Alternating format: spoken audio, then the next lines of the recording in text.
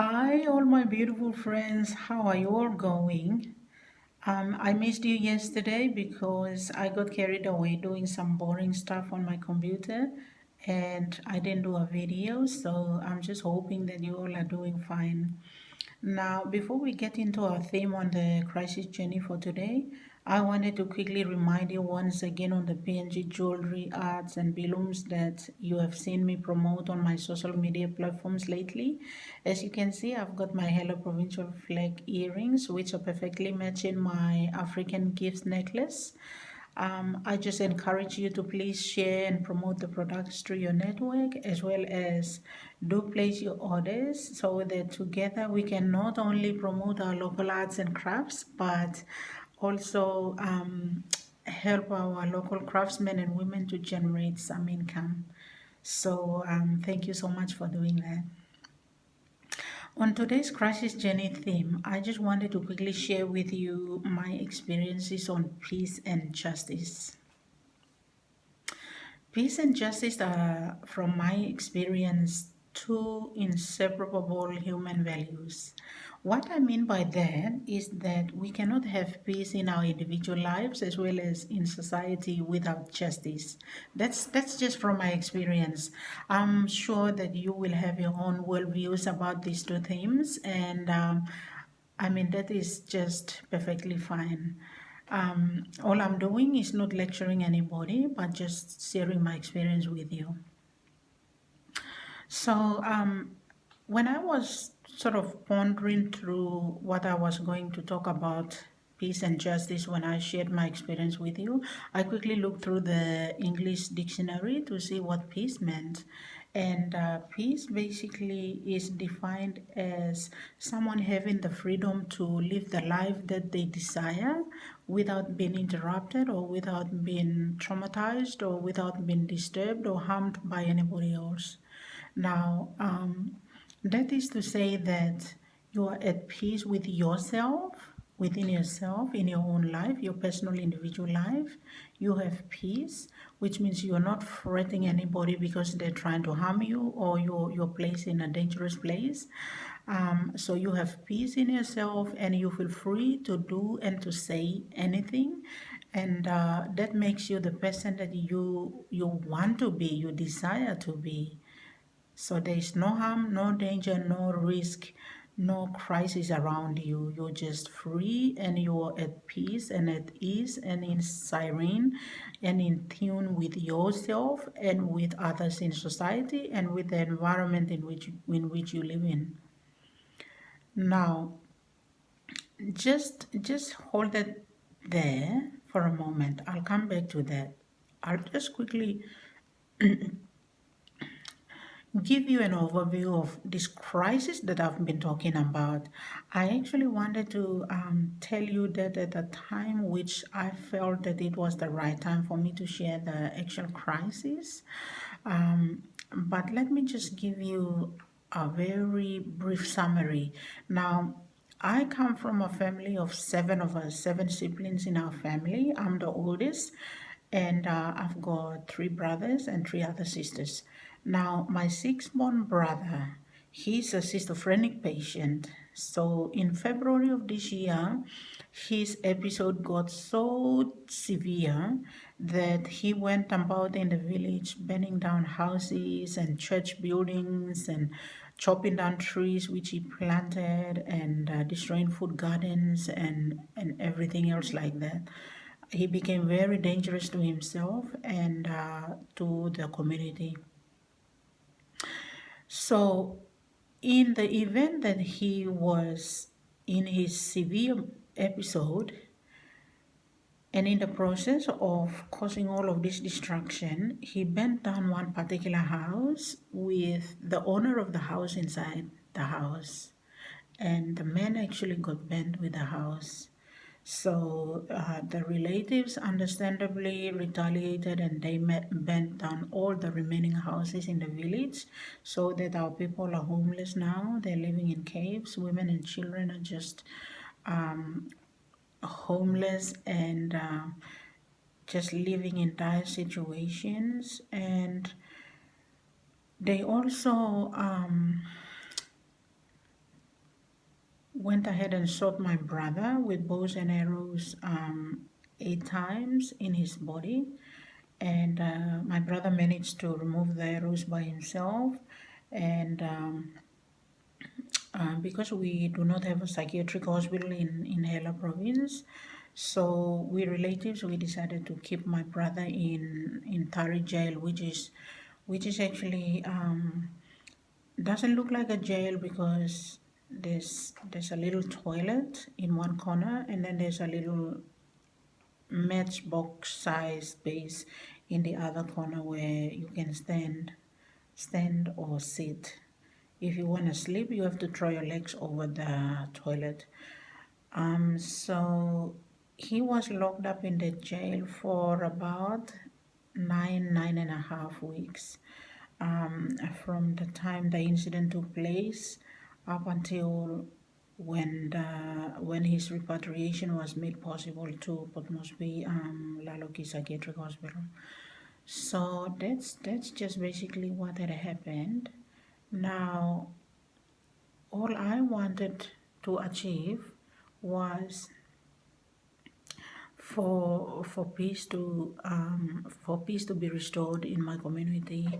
Now, my sisters were telling me that they were threatened, and there was harassment upon the leaders who were trying to calm the issue and make decisions regarding what had to be done. We were given a compensation claim of 50,000 kina cash and 56 pigs, which we were supposed to pay in the next day after the incident. Now, that was really impossible because no one had that sort of money or pig. But the community actually came together and we managed to pay 35,000 kina cash and 56 pigs altogether in what we call Belcol compensation. Now, in the Highlands, we do compensations in different phases.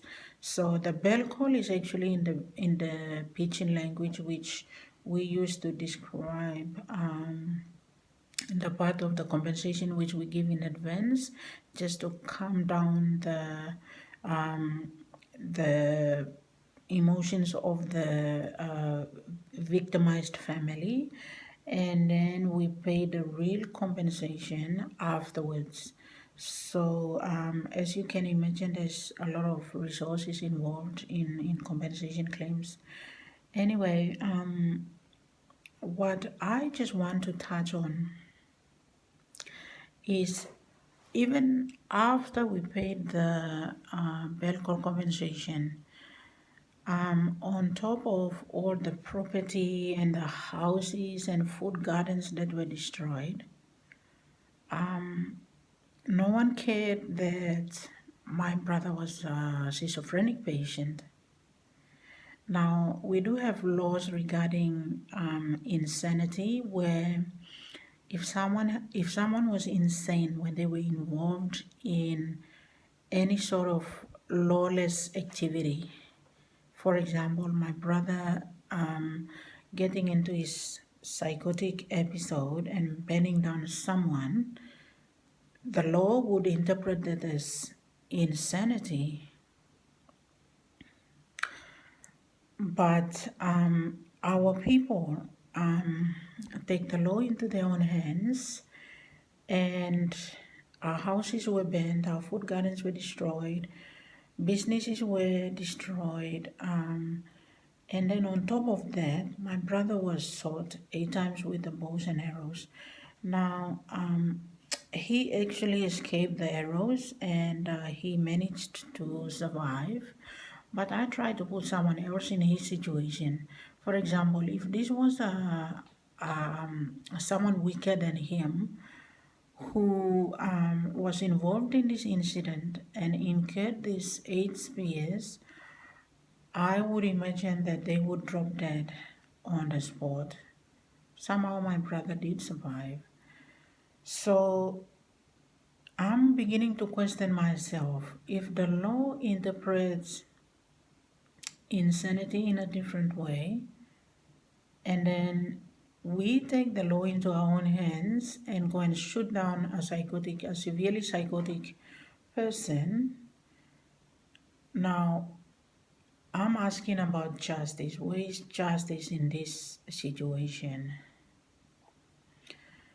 If I, as the older sister of my brother, went to the village and then told the leaders and the relatives of the deceased and everybody else, even my own relatives, and I said, look, you've shot my brother, you've destroyed the food gardens, you've burnt down all the houses, and you've harassed the leaders, and you've done all of this, so I'm not going to pay up this compensation. That's that's fairness. That's fairness. That's justice right there. Then we will have peace in our society. I'm afraid there's not going to be peace in society when I say something like that or act on something like that. So I kept my mouth shut. I just let the destruction and the lawlessness subside. I forget about all of the spear wounds that my brother incurred. I just forget about how long my brother was kept in this little matchbox jail. All I worry and talk about and concentrate on is how to pay the compensation. I found that that was the only way of making peace. So I had to do away with my values on equity and fairness and justice, because if I did, nobody would buy into the way that I looked at the situation, the way that I looked at what was happening.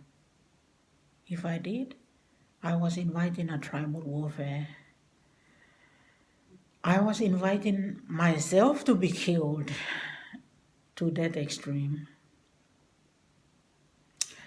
So I had to do away with everything else that was done under lawlessness and people taking the law into their own hands. And I just had to concentrate on paying the compensation. And in that way, we managed to restore some peace in our community. And I just stopped there. I sat down with my siblings and I said, look, we just have to forget about everything else that has been done, and we just have to concentrate on compensating the deceased. So can you see what I'm talking about?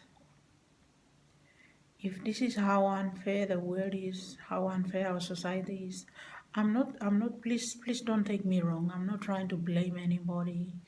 I'm not blaming anybody on exploiting justice or fairness. All I'm saying is this is what's happening. If we don't understand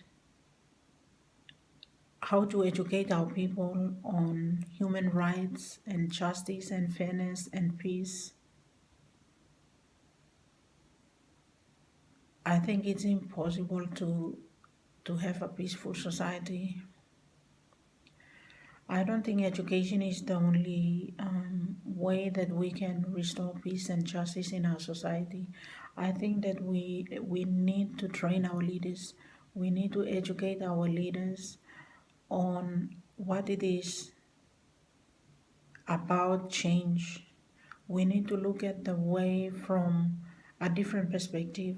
We need to complement our justice and our equity and our fairness values from the lens of the cultural